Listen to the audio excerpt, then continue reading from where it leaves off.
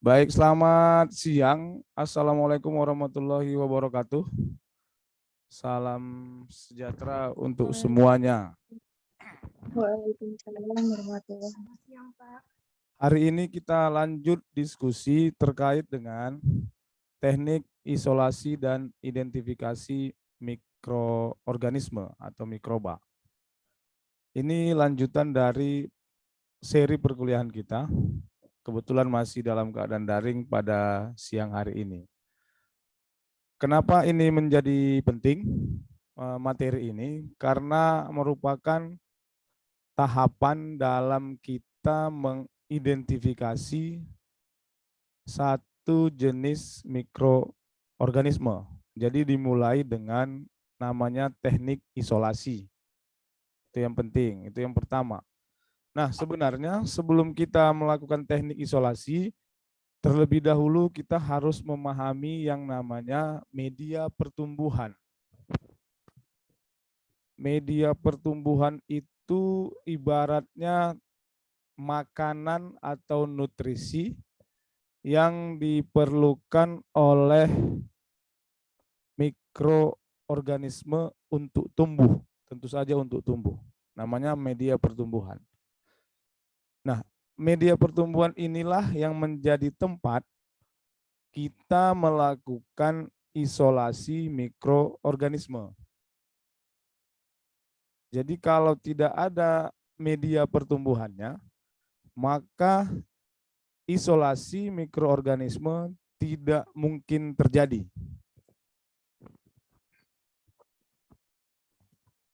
Nah, di dalam media pertumbuhan tadi itu tentu ada nutrisi-nutrisi yang dibutuhkan oleh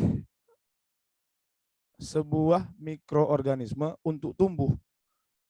Ibaratnya kita untuk tumbuh butuh makanan yang berisi dari karbohidrat, protein, vitamin, mineral, dan lainnya. Atau kita singkat, mikroorganisme itu untuk tumbuhnya diperlukan namanya nutrisi mikroorganisme yang di dalamnya itu komposisinya itu adalah makronutrien dan mikronutrien. Nah, tentu kalau dari sisi nama, makronutrien itu adalah unsur-unsur makro yang dibutuhkan oleh mikroorganisme. Jadi wajib ada dalam jumlah yang banyak.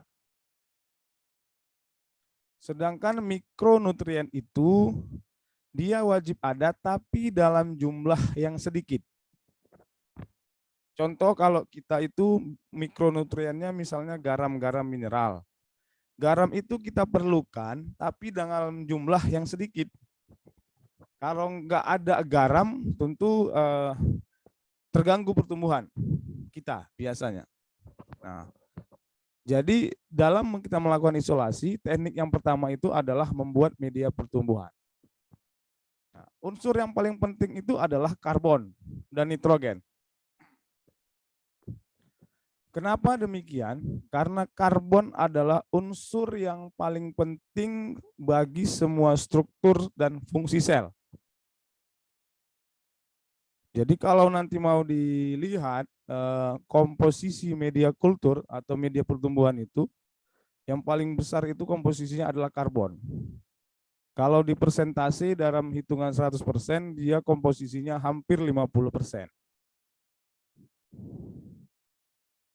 Nah, agar mikroorganisme itu dapat tumbuh dalam suatu media pertumbuhan, maka media itu perlu beberapa syarat.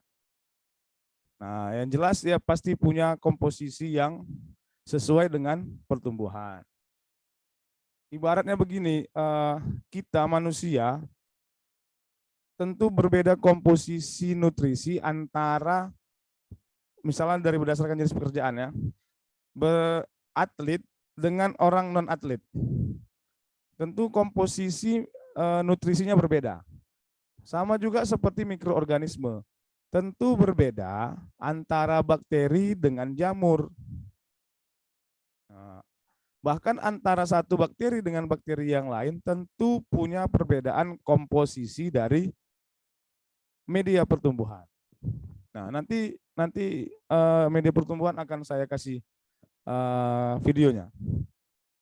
Nanti nggak cukup untuk yang ini ya, karena ini yang saya kirim di Sipda. Baik, kita langsung yang jelas. Yang pertama itu harus butuh media pertumbuhan, baru kita melakukan isolasi. Nah, kita anggap media pertumbuhan sudah ada, maka kita lanjut dengan teknik isolasi.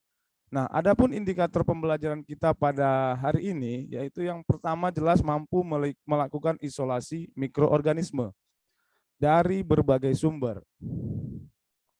Yang kedua itu mampu melakukan isolasi kultur murni dan dari kultur campuran. Nanti kita bahas itu, apa itu kultur murni dan apa itu kultur campuran. Oke, di awal kemarin kita sempat berdiskusi bahwa sumber mikroorganisme itu atau sumber mikroba itu bisa dari mana saja. Kalau masih ingat kemarin yang paling banyak itu adalah di perairan kalau nggak salah. Baru disusul terestrial. Nah, kalau mau diringkas lagi, kalau yang ada ya di manusia, ada yang di hewan ternak, ada di ruminansia atau di hewan liar, atau mau diringkas lagi ada di air, tanah, udara. Nah, jadi sumber mikroorganisme itu ada di mana saja, bahkan di kita banyak, di tubuh kita banyak. Baik yang di permukaan maupun yang di dalam, membantu pembusukan misalnya E. coli. Nah, itu yang perlu kita pahami bahwa dalam melakukan isolasi mikroorganisme, tentu kita butuh namanya sumber mikroba. Nah, nanti bisa dari air, tanah, dan sebagainya. Oke. Adapun tahapan dari identifikasi mikroba itu kurang lebih seperti ini. Yang pertama kita melakukan isolasi. Tujuannya apa? Untuk memperoleh kultur murni. Kemudian lanjutnya seleksi. Gini, kalau misalnya kita ambil dari air, airnya kita letakkan di atas permukaan media pertumbuhan. Ini ceritanya di dalam cawan Petri. Tahu cawan Petri ya? Cawan Petri itu kan sejarahnya ditemukan oleh si siapa ya? Petri kalau nggak salah. Kalau masih nanti lihat sejarah. Petridis. Nah, ketika kita mengambil sampel dari air misalnya, jadi ada alat untuk mengambil sampel, bisa pakai jarum misalnya, jarum OC. Jarum OC itu kurang lebih jarum yang ujungnya runcing atau bulat. Atau yang paling mudah pakai cotton bud. Yang baru ya, bukan yang bekas. Kemudian diletakkan, digoreskan istilahnya di atas media pertumbuhan. Nah, maka tumbuhlah itu nanti banyak. Kayak seperti gambar nomor 3, gambar nomor 3. Itu bentuknya memang seperti itu gitu. Karena ketika kita menggores tahu ya? Apa ya istilah menggores itu? Kalau ada cotton bud, kemudian agar-agar, tahu agar-agar ya? Tahu agar-agar kan? Nah, jadi Tahu, Pak. komposisi media pertumbuhan itu, jadi media pertumbuhan itu ada media cair, ada media padat. Nah, kalau dia media padat itu pasti ditambah dengan agar.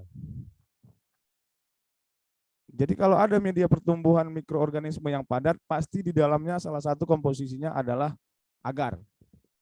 Nah, sekarang bayangkan agar-agar. Agar-agar itu kan padat ya, padat tapi lembut.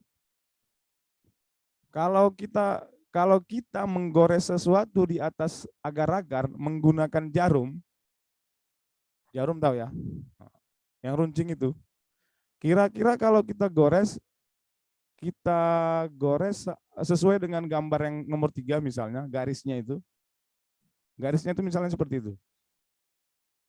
Nah, syaratnya tidak boleh sampai permukaan agar-agar itu koyak. Jadi harus halus lah ya, hati-hati gitu. Nah, seolah-olah tidak tampak goresan, tapi 1 kali 24 jam besoknya kita mati, muncul nanti garis arah-arah sesuai dengan goresan kita.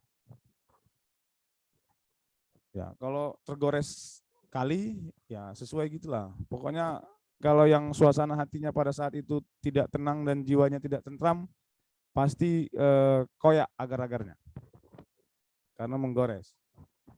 Nah, nanti tumbuh yang nomor 3. Nah, dari nomor 3 itu kita mau ambil lagi, itu namanya seleksi. Kita ambil satu titik misalnya dari yang gambar nomor 3, kita tumbuhkan lagi di media yang baru, itu namanya seleksi. Kemudian setelah itu baru identifikasi. Nah, tahapan identifikasi kurang lebih 3 ini. Pertama isolasi, seleksi, dan identifikasi. Nah, masing-masing ini nanti ada cara-caranya lagi. Kita lihat. Nah, isolasi kultur itu kalau diartikan kegiatan pemisahan suatu kultur mikroba dari sumbernya. Nah, kenapa Kenapa enggak kultur murni kira-kira gitu ya? Kenapa muncul dari campuran biakan? Oke, karena di alam tidak ada mikroba yang tumbuh yang kalau kita tumbuhkan itu nanti dia hidup sendiri karena saking kecilnya. Karena kita mengambilnya tidak menggunakan mikroskop, tapi mengamatinya dengan mikroskop. Itulah yang disebut dengan isolasi kultur. Nah, sebelum mengisolasi harus diketahui mikroba apa yang akan diisolasi dan habitatnya. Perlu dipahami perlakuan setiap kali kita mengisolasi mikroorganisme dari sumber berbeda. Tentu di air berbeda dengan yang di tanah. Kalau di air mungkin dengan di air sungai misalnya.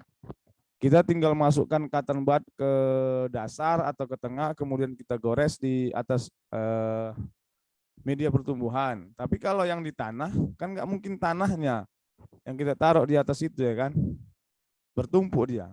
Nah, maka perlu dipahami habitat atau sumber mikroba yang kita akan isolasi. Nah, ini teknik pengambilannya.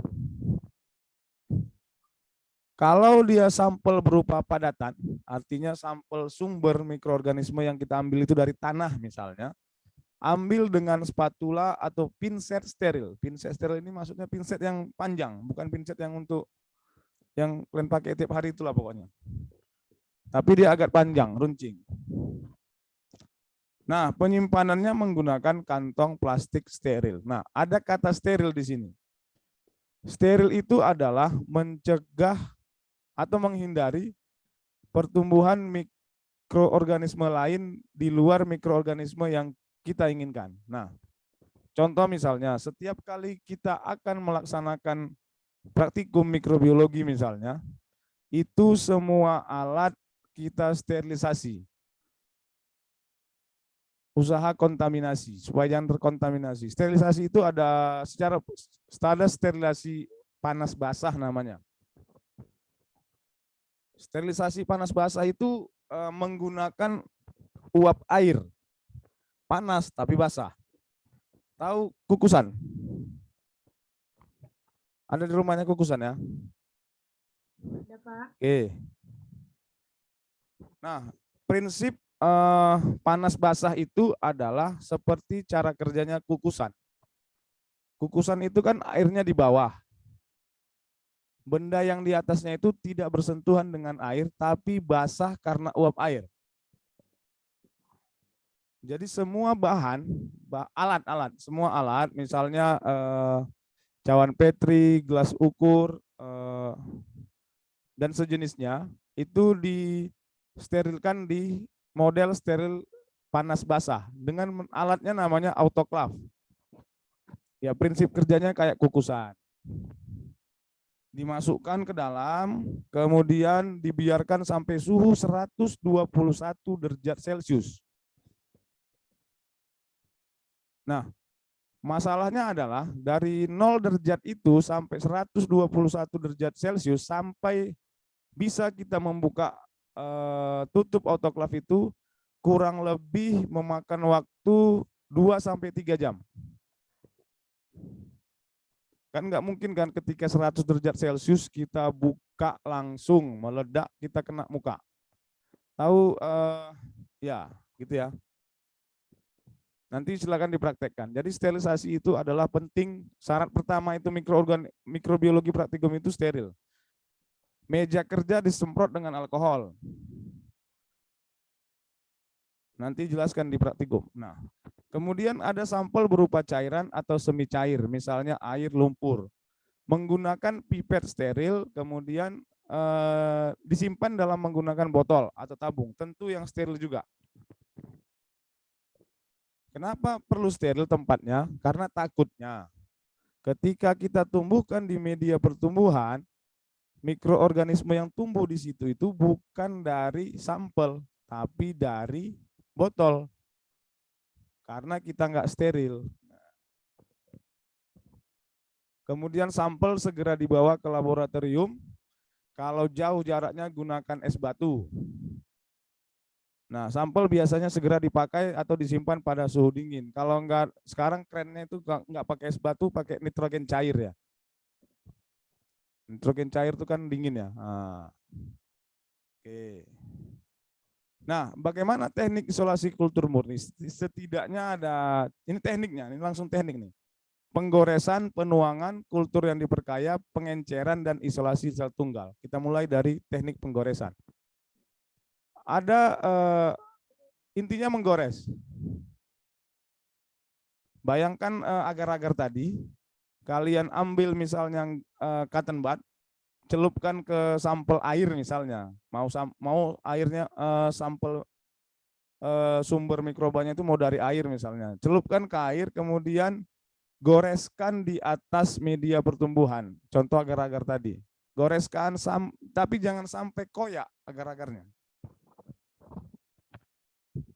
Nanti tumbuhnya mikroorganisme itu mengikuti goresan, arah goresan.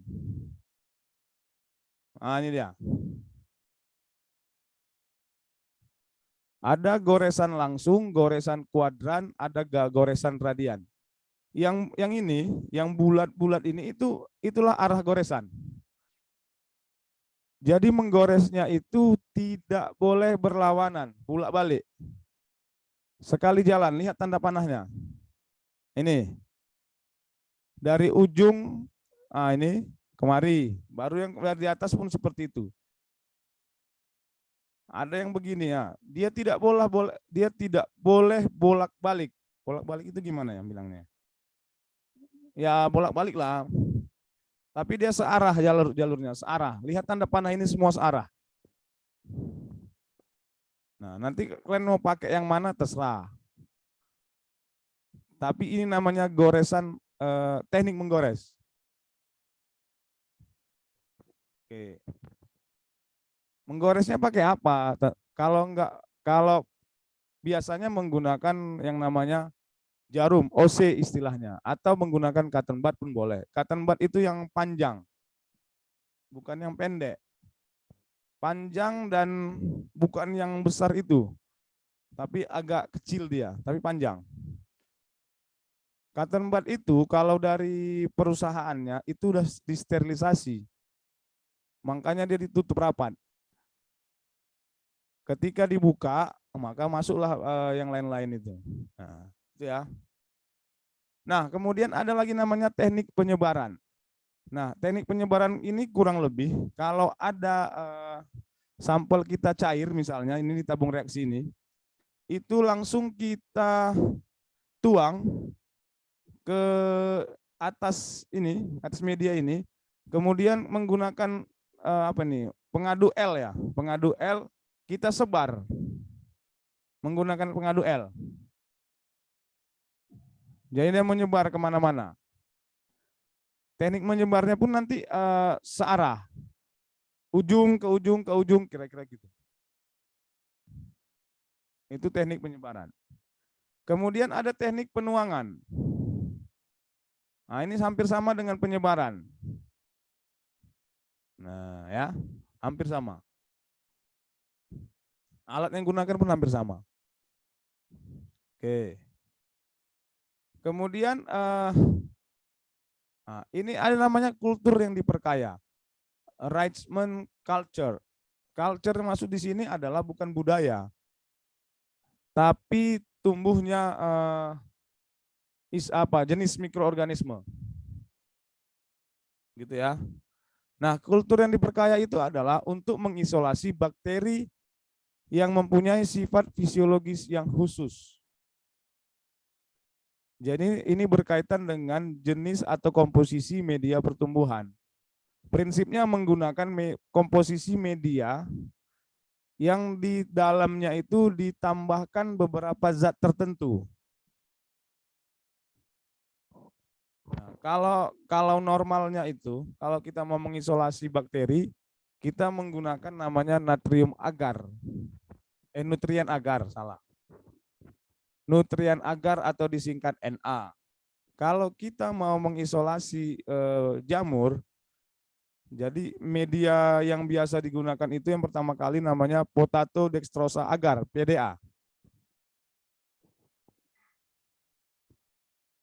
Nah, itu yang umum. Jadi semua bakteri bisa di Na, semua jamur bisa di PDA. Nah, tapi kita misalnya, kita mau langsung mengetahui ada tidak bakteri yang bisa menghasilkan enzim protease misalnya. Tentu kalau ada bakteri yang bisa menghasilkan enzim protease berarti dia bisa menghidrolisis protein, kan gitu ya. Gitu ya.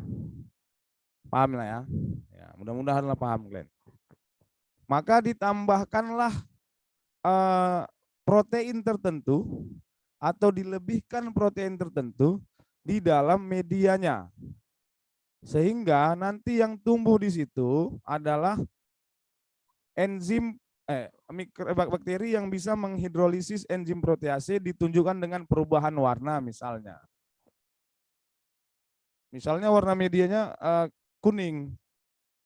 Tapi ketika mikrobanya ditumbuhkan di situ jadi merah misalnya. Berarti ini positif misalnya. Positif dia menandakan bisa menghidrolisis enzim protease. Itu yang maksud dengan kultur diperkaya. Artinya ditambahkan sesuatu untuk tujuan tertentu.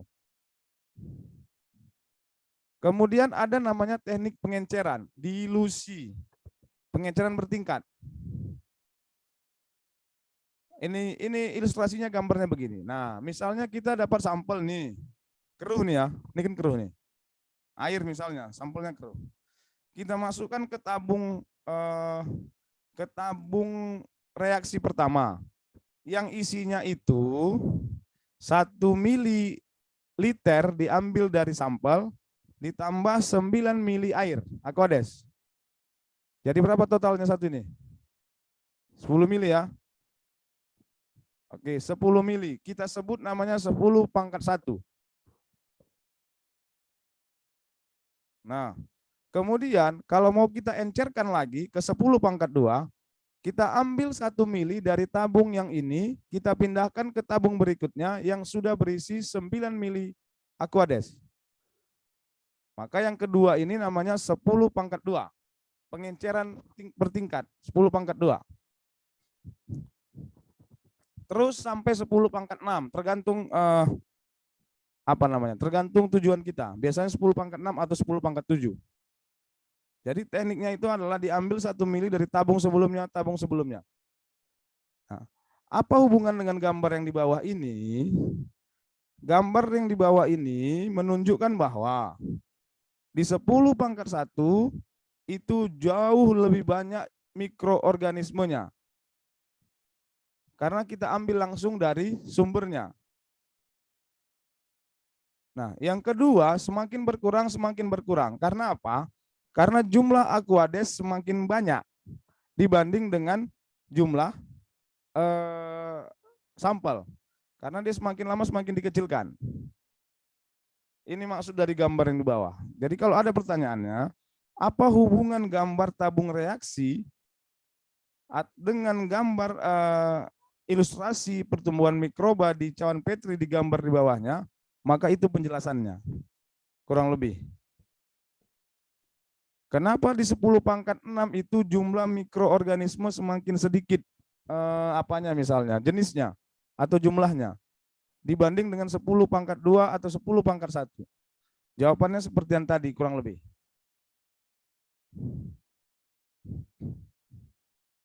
Gitu ya. Oke, itu namanya pengenceran bertingkat atau pengenceran berseri. Nah, oke. Kita lanjut. Nah, kemudian ada namanya teknik isolasi sel tunggal. Di awal kita sudah diskusikan bahwa tidak ada bakteri itu yang hidupnya satu jenis sendiri, satu spesies di alam. Kenapa kita nggak bisa langsung mengambil bakteri dari alam langsung satu spesies, satu jenis?